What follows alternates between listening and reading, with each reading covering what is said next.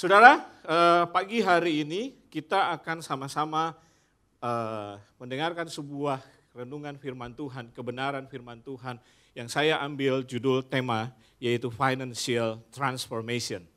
Nah, mungkin beberapa dari Bapak Ibu Saudara sekalian bertanya-tanya ini bahas tentang apa gitu ya. Apakah ini akan membahas tentang keuangan? Sayang sekali tidak akan membahas tentang keuangan saudara ya. Jadi apa yang akan kita bahas hari ini adalah lebih banyak kepada pola hidup kita. Tentu ada kaitannya dengan keuangan. Baik, mari kita buka sama-sama Alkitab kita dalam Roma pasal yang ke-12 ayat yang kedua. Judul ini saya dapat ketika khotbah hari Minggu di minggu pertama. Betul nggak? Saudara ingat nggak? Minggu pertama tahun ini khotbahnya tentang apa? Whose fault are you? Dan ayat yang dipakai adalah Roma 12 ayat 2, betul nggak? Roma 12 ayat 2 berkata, janganlah kamu menjadi serupa dengan dunia ini, tetapi berubahlah oleh pembaharuan budimu, sehingga kamu dapat membedakan manakah kehendak Allah, apa yang baik, yang berkenan kepada Allah, dan yang sempurna. Bagi saya tahun ini khotbah awal tahun di tahun 2021 itu adalah khotbah yang mengerikan. Biasanya kalau awal tahun itu kita dikasih khotbah janji Tuhan yang wah gitu ya, yang dahsyat. Tapi tahun ini kita ada sesuatu yang beda. Tapi kita percaya bahwa Tuhan akan melakukan transformasi bagi kehidupan kita. Yang percaya katakan amin. Dalam kehidupan keluarga kita, dalam kehidupan pekerjaan kita, dalam kehidupan kita secara korporat bergereja. Dan ayat ini yang harus menjadi perenungan kita semua saudara. Jangan kita menjadi serupa dengan dunia ini, tetapi berubahlah oleh pembaharuan budimu, sehingga kamu dapat membedakan mana kehendak Allah, apa yang baik, yang berkenan kepada Allah, dan yang sempurna. Kalau kita melihat dalam versi NIV, maka ayat ini akan berkata, do not conform to the pattern of this world, but be transformed. Dunia ini punya polanya. Alkitab itu bilang, jangan kamu mengkonfirmasi atau menjadi sama dengan pola yang dianut oleh dunia ini, tapi kita berubahlah. Saya ulangin lagi, bahwa di dunia ini ada polanya. Pola apa saudara? Pola baju, betul nggak?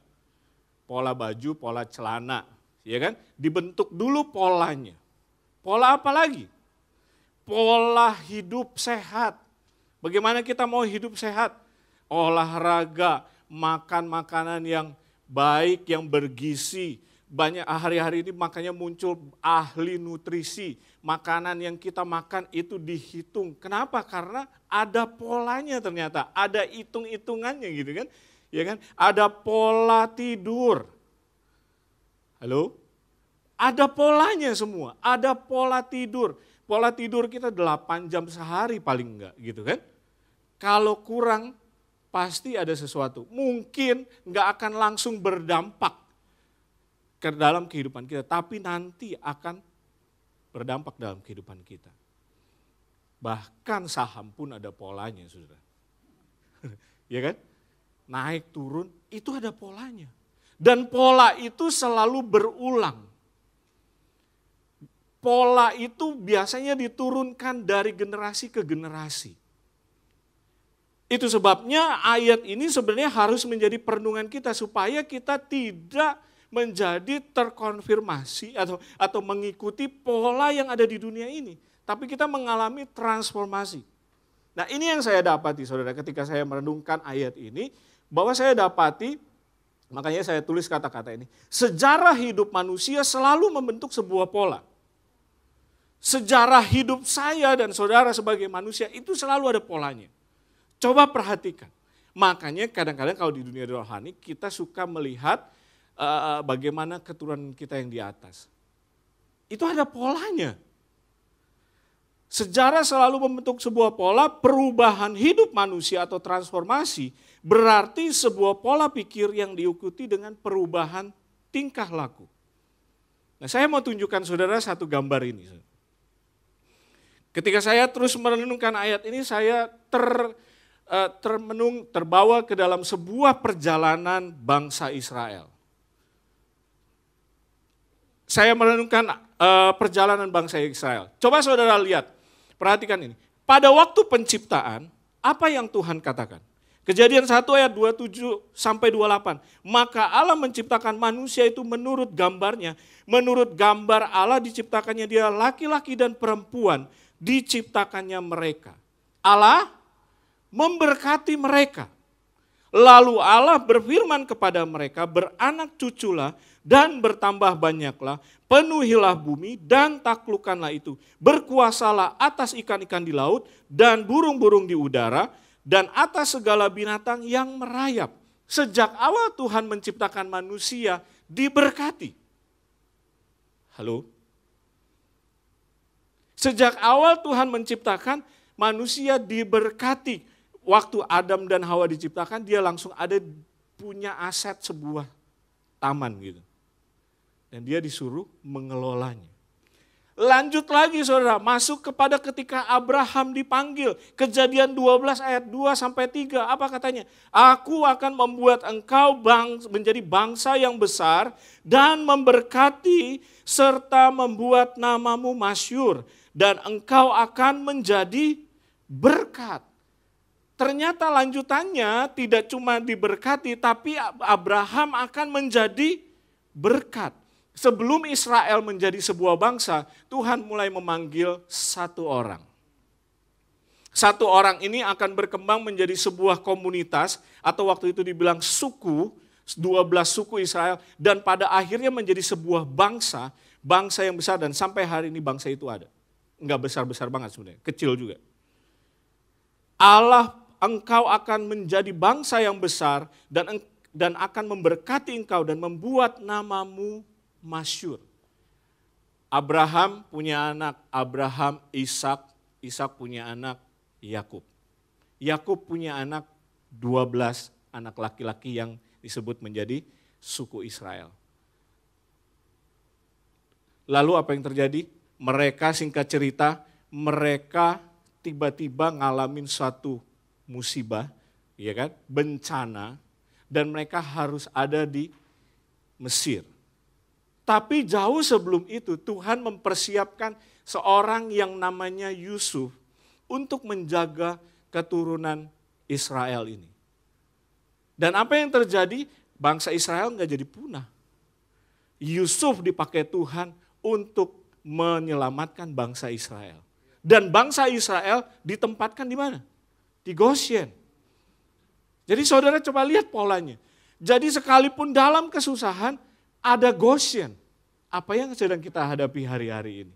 Percayalah bahwa janji Tuhan ada dalam hidupmu dan Tuhan siapkan Goshen dalam kehidupan kita. Katakan amin. Lalu apa yang terjadi? Ketika itu singkat cerita mereka tetap hidup dan mereka lama tinggal di Goshen. Sampai Firaun yang mengangkat Yusuf itu mati dan berubah lagi. Berubah lagi apa? Orang Israel mengalami perbudakan. Ketika orang Israel mengalami perbudakan, apakah apakah kehidupannya tetap akan ada di masa perbudakan? Tidak. Ternyata janji Tuhan tetap berlaku atas Israel. Dan apa yang terjadi? Tuhan membawa bangsa Israel keluar dari perbudakan Mesir. Yang dipakai siapa? Musa. Iya enggak? Musa yang dipakai. Nah, menarik. Coba saya mau ajak saudara buka ayat ini. Keluaran pasal yang ketiga. Waktu keluar apa yang terjadi? Keluaran pasal 3 ayat 21 sampai 22 berkata apa? Dan aku akan membuat orang Mesir bermurah hati terhadap bangsa ini. Sehingga apabila kamu pergi, kamu tidak pergi dengan tangan hampa. Mana ada budak yang disuruh pergi terus pergi tidak dengan tangan hampa. Hanya bangsa Israel. Karena umat pilihan Tuhan. Karena bangsa pilihan Tuhan. Karena ada janji Tuhan. Apakah saudara hari-hari ini merasa seperti ada dalam perbudakan Mesir? Pesan baik buat saudara pagi hari ini bahwa Tuhan akan membawa saudara keluar dari Mesir. Tidak dengan tangan hampa. Kenapa? Karena bangsa Israel perlu meminta, tetapi tiap-tiap perempuan harus meminta dari tetangganya dan dari perempuan yang tinggal di rumahnya. Apa? Barang-barang perak dan emas dan kain-kain. Jadi keren banget. Ini jutaan orang keluar dari Mesir itu bawa harta. Diberkati dengan luar biasa. Ada masa turun, tapi ketika Tuhan bawa naik, diberkati. Tapi apa yang terjadi ketika masa keluaran, ketika mereka keluar, apa yang mereka buat dengan berkat itu? Apa yang mereka buat dengan emas itu? Membuat lembu emas. Jadi kita mau ngomong berkat hari ini, oke kita lihat perjalanannya. Ini yang udah melewati pasang surut finansial. Ketika dia diberkati, emas itu dibuat lembu emas, lembu tuangan, dan sayang sekali sih Harun yang memerintahkan ini. Kita nggak ada pemimpin-pemimpin yang memerintahkan buat aja lembu emas dan kita sembah dan lembu emas itu dijadikan Tuhan. Berkat kalau kita tidak hati-hati bisa jadi berhala buat kehidupan kita. Ini perjalanan bangsa Israel. Lalu apa? Oke, singkat cerita itu dibakar habis dan digerus dan disuruh minum airnya. Kalau saudara baca lebih lanjut lagi. Selama di padang gurun selama 40 tahun. Apakah mereka kekurangan? Tidak. Ada mana dari sorga turun dan burung puyuh yang datang setiap petang. Tapi hidup mereka bisa berusaha sendiri, ternyata enggak. Mereka selama 40 tahun mengandalkan Tuhan, mengharapkan mujizat. Nah ini pola orang Kristen zaman dulu gitu mungkin ya. Ada yang biar hidup susah asal selamat. Nah kenapa dasarnya ini nih? Karena mereka setiap hari, setiap mereka bangun pagi, embun itu bisa diangkat dan begitu kering itu jadi butiran seperti merica gitu. Dan itu mereka olah untuk jadi makanan mereka. Jadi setiap hari Tuhan pelihara. Mungkin saat ini saudara ada dalam masa seperti itu. Mesti hidup dari hari ke hari, mujizat dari hari ke hari. Bangsa Israel udah ngalamin saudara. Mereka dapat tanah Kanaan, bagi-bagi warisan. Waktu bagi-bagi warisan mereka berantem enggak? Enggak loh.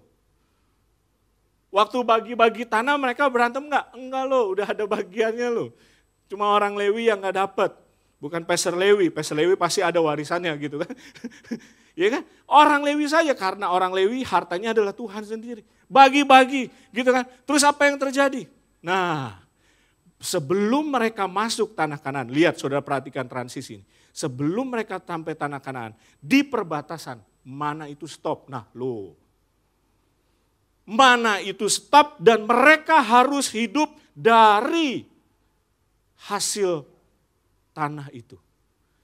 Dan waktu mereka hidup dari hasil tanah itu, pertanyaan saya, apakah mereka dengan usaha mereka sendiri? Tidak. Kalau saudara perhatikan, mereka masih mengharapkan hujan supaya turun. Sehingga benih yang mereka tanam, sehingga benih yang mereka tabur, itu bisa mengeluarkan hasil dan mereka bisa makan. Nah, apa yang saya dapat dari ini? Kalau kita yang berusaha, apakah kita mengandalkan murni kemampuan kita? Waktu bangsa Israel berdosa, itu nggak ada hujan. Makanya muncul 2 Tawarikh 14 ayat 26. 1 Tawarikh 14 ayat 26. Jika Tuhan menutup langit, maka aku akan bersujud, berdoa supaya Tuhan membuka langit. Kenapa? Karena dosa membuat benih yang saudara, yang orang Israel tabur itu nggak jadi berbuah, nggak jadi mengeluarkan hasil. Ujungnya lihat saudara, ada nggak benang merahnya? Ada, jangan main-main sama kerohanian. Sekalipun di masa padang gurun mungkin saudara mengharapkan mujizat Tuhan. Itu murni saudara tiap kali pagi bangun sampai malam mungkin sehari bisa doa 5 kali gitu ya. Karena saudara berharap mana turun tiap pagi. Tapi waktu saudara masuk tanah perjanjian, jangan pernah lupakan Tuhan. Kalau saudara lupakan Tuhan, maka nggak ada hujan. Maka benih yang saudara tabur dimanapun, maka investasi yang saudara tabur dimanapun, nggak akan ada hasil. Buktinya apa? Periode hakim-hakim. Ini sideways, sideways. Apa naik turunnya?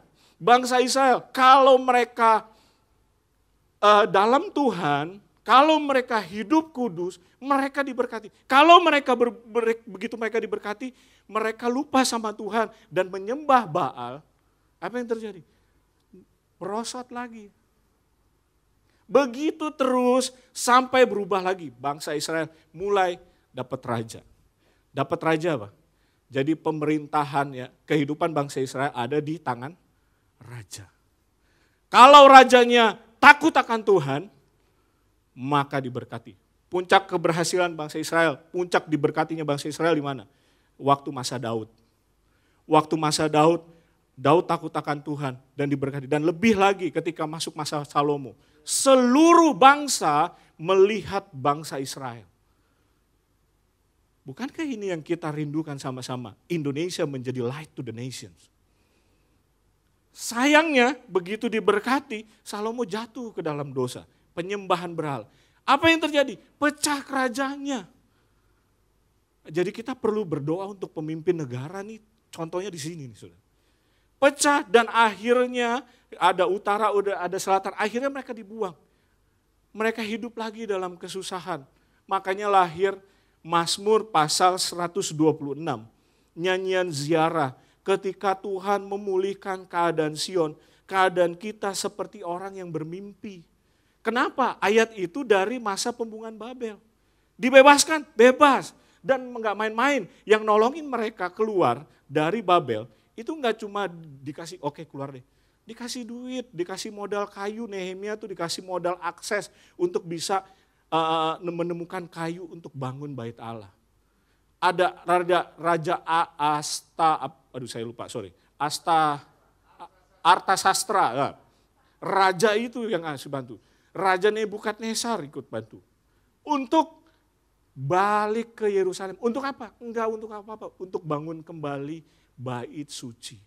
Tapi apa yang terjadi? Ternyata mereka lupa lagi. Mereka lupa lagi dan mereka bangun rumah mereka sendiri. Wah, kesempatan dapat duit banyak, bangun rumah sendiri. Dari mana saya tahu? Dari Hagai. Kamu bangun rumah sendiri, rumah Tuhan tuh. Akhirnya mereka dipulihkan dan sampai hari ini bangsa Israel hidup dalam penyertaan Tuhan. Bisakah saudara melihat bahwa Tuhan bekerja? Ada pola yang kita bisa lihat dari sejarah bangsa Israel ini. Pola hidup manusia. Apakah berkat menjadikan saudara jadikan sebagai berhala? Sehingga saudara buat patung lembu emas. Apakah ketika saudara masa sulit, ketika bangsa Israel mengalami di padang gurun, mereka berkeluh kesah terus gitu kan. Sehingga akhirnya Tuhan berikan mana. Atau apakah ketika ada tiba di tanah perjanjian, ketika saudara dipercayakan untuk bisa mengusahakan sendiri kehidupan finansial saudara, apakah saudara mengandalkan kekuatan saudara sendiri? Oke, saya udah tabur, ya ini mesti tumbuh. Enggak, bangsa Israel perlu duduk. Bangsa Israel perlu menjaga spiritualitasnya di dalam Tuhan. So, apa yang harus kita lihat? Gimana kita melihat hal ini? Balik lagi kepada konsep be, do, dan have. Hari-hari ini banyak orang terpacu untuk memiliki banyak uang. Sehingga banyak pelatihan sekarang untuk memberikan jalan keluar bagi kita untuk bisa menemukan uang. Khususnya nanti di tahun ini saya lihat bakal online, bakal lebih lagi gitu. Jadi be, do, dan have, itu yang kita belajar sama-sama. So apa yang selanjutnya? Financial transformation dimulai dari hati dan pola pikir yang mengalami perubahan bukan dari banyak uang yang kita punya. Itu yang saya dapat, saudara. Dari konsep ini apa yang saya dapat? Akhirnya saya tuliskan sebuah kata-kata ini. Maka financial freedom bukan dimulai dari banyak uang yang kita punya sekarang. Tapi dimulai dari perubahan pola pikir dan hati kita. Yang diikuti dengan perubahan tingkah laku. Dalam beberapa menit ke depan, saya mau ajak 4 hal buat kita semua. Kalau kita sudah lihat sejarahnya tadi, kalau kita sudah lihat pola hidup dari bangsa Israel, pola hidup manusia dari sejarah bangsa Israel. So gimana kita harus lakukan? Apa yang perlu kita lakukan? Ada 4 ajakan untuk kita bisa mengalami transformasi. Yang pertama, ayo kita kerja, ayo kita berkarya, jangan malas. Halo? Ayo kita bekerja, ayo kita berkarya, jangan malas. Nah, ini tidak bertentangan dengan percuma kamu bangun pagi-pagi, berjerih lelah, karena Tuhan memberikan berkatnya pada waktu tidur. Enggak. Karena sebenarnya kalau saudara lihat yang tadi itu gambar tadi, garis itu, bekerja itu sudah ada dari sejak pertama kali manusia diciptakan. Kenapa? Manusia disuruh mengelola berkat Tuhan. Manusia disuruh bekerja.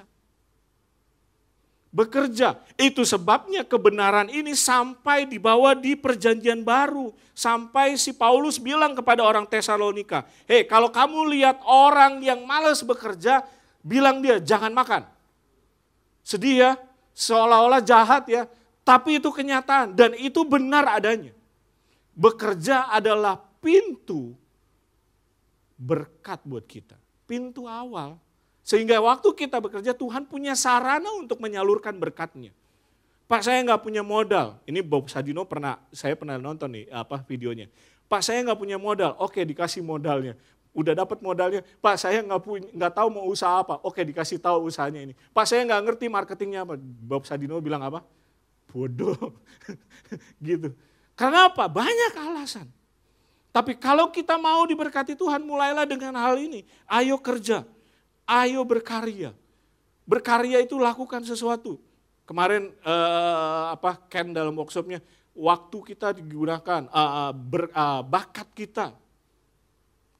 Untuk apa? Bekerja, lakukan sesuatu. Makanya orang malas, dibilang apa?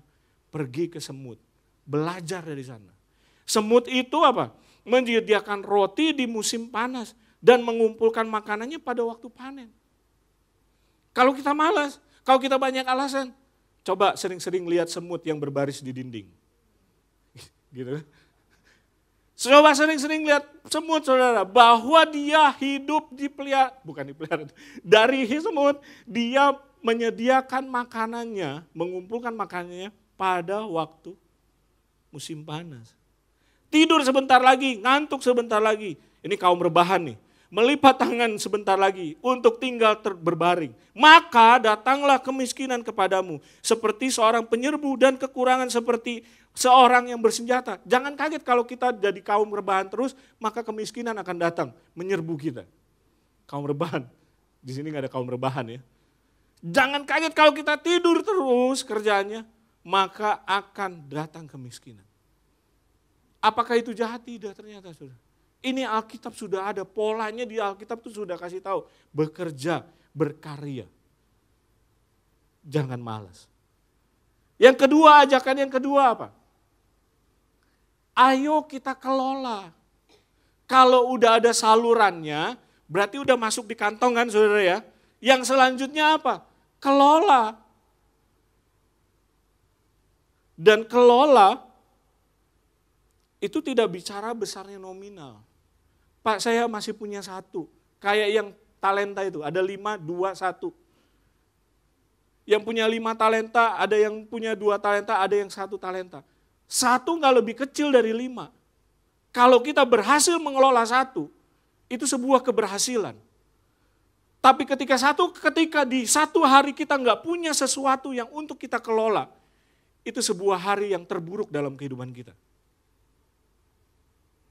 Apa yang ada di tangan saudara hari-hari ini?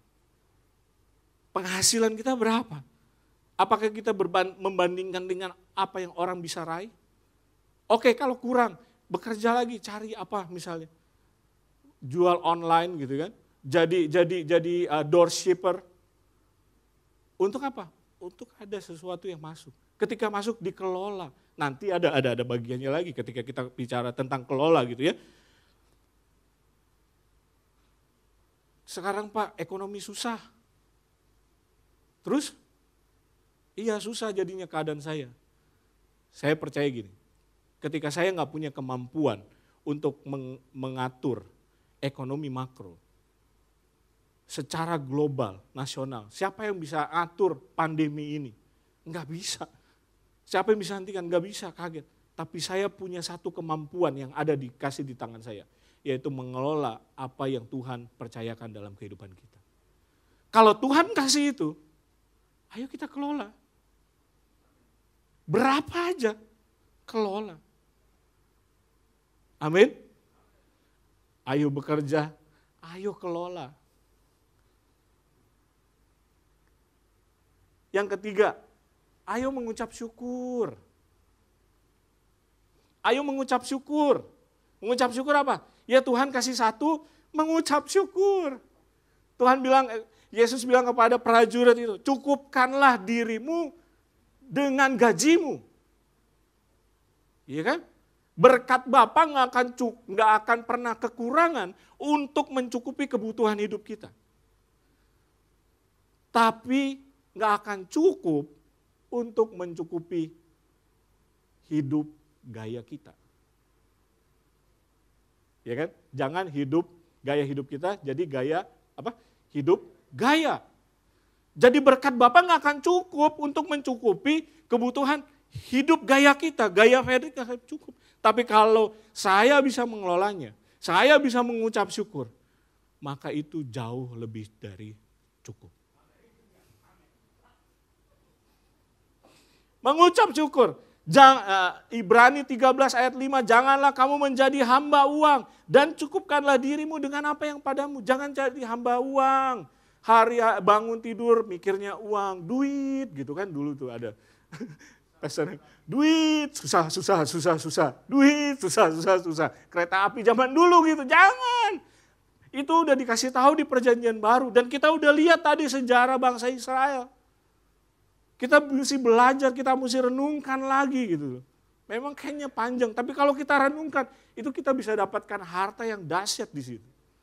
Ada pola hidup. Ucap syukur. Dan yang terakhir apa saudara? Jangan pelit. Ayo berbagi, ayo menabur. Jangan pelit. Udah dapet, udah ada sarananya, terima berkat Tuhan, dikelola, ucap syukur, kalaupun profit berkurang tahun ini dari tahun lalu tuh, gitu ya, 50% kah, 30% kah, sekarang omsetnya atau 0% kah omsetnya, mengucap syukur.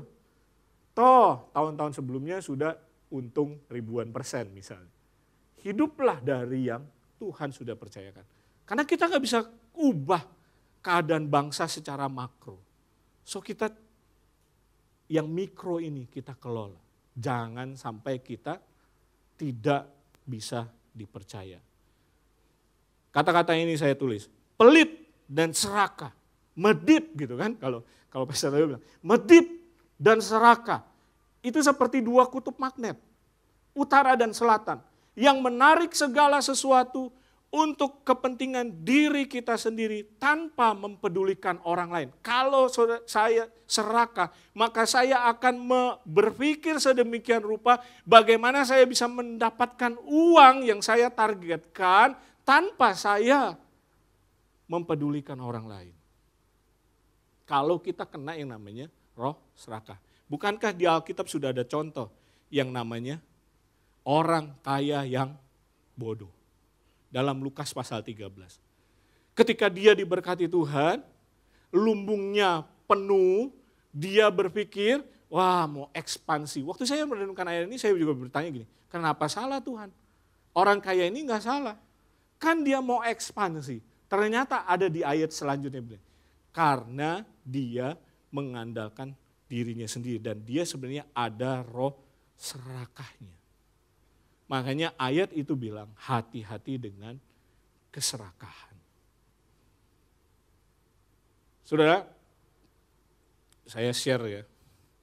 Saya percaya kita bangsa Indonesia akan diberkati Tuhan. Kita akan tiba di masa-masa keemasan bangsa Indonesia dan seluruh bangsa-bangsa akan melihat Indonesia. Ada berkat yang luar biasa yang ada di depan kita. Tapi kita mesti siap-siap dari sekarang. Jangan sampai ketika berkat itu datang, kita beliin mobil baru kayak yang terjadi di satu daerah. Ya kan? Begitu dapat penjualan kilang minyak, dibeli mobil baru. Karena bagi saya, uang bisa dicari, tetapi tidak mudah untuk ditemukan. Tuhan mudah untuk ditemukan, tapi nggak banyak orang yang mau cari. Ya kan? Uang bisa kita cari, saudara. Itu bisa, buktinya miliaran datang lu jual tanah. Uang bisa kita cari, tapi nggak mudah sih. Karena itu untung aja mungkin dia udah punya tanah waktu di situ. Kalau saya nggak dapat karena nggak punya tanah gitu kan di daerah yang itu. Uang bisa dicari tapi nggak mudah ditemukan. Tuhan gampang banget ditemukan. Saudara masuk kamar, diem diri, merem, atau nggak mau merem nggak apa-apa. Yang penting hati saudara terarah kepada Tuhan gitu ya. Pasti mudah untuk ditemui. Tapi anehnya di masa sulit sekarang ini nggak banyak orang yang mau cari Tuhan. Yang dicari apa?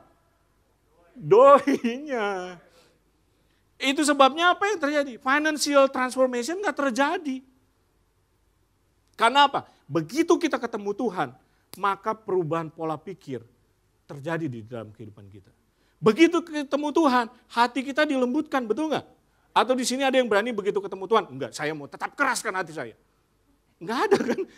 Yang biasanya terjadi adalah begitu ketemu Tuhan, pasti kalau saudara hati saudara lembut gitu ya, pasti saudara akan keluarkan tetesan air mata di sini. Pasti. Kenapa? Karena Tuhan melembutkan hatinya. Amin. Jadi financial transformation. Sayang sekali hari ini bukan berbicara tentang keuangan, tapi lebih banyak kepada perubahan pola pikir. Perubahan hati kita di set kemana. Apakah hari ini saudara mau mulai bekerja, berkarya dengan bakat, talenta yang Tuhan berikan buat saudara. Itu sebagai sarana awal pemasukan berkat Tuhan. Kalau nggak ada usahanya, mau diapain? Makanya nggak heran kalau saudara konseling sama Pastor Lewi, pasti disuruh doa lagi. Gitu ya. Karena apa? Ada usaha, ada effort yang kita buat. Yang kedua apa? Begitu udah dapat, berkat yang didapat dikelola. Nanti next, saya ada di sini. Saya bicara tentang roti dan benih. Bagaimana kita mengelolanya? Dikelola. Setelah dikelola apa? Mulai mengucap syukur. Oke, dapat 1, puji Tuhan. Dapat 5, lebih lagi. Dapat 2, lebih lagi. Jadi seperti orang yang dapat talenta 5 dan 2, pergi ke pasar dan ketika tuannya pulang, jadi berlipat ganda. Dikelola. Dan yang terakhir apa? Yang ketiga, mengucap syukur. Dan yang keempat, ayo berbagi. Ayo menabur. Menabur itu lihat orang tua saudara. Lihat kanan kiri saudara. Menabur di gereja Tuhan. Amin. Tuhan Yesus memberkati kita semua.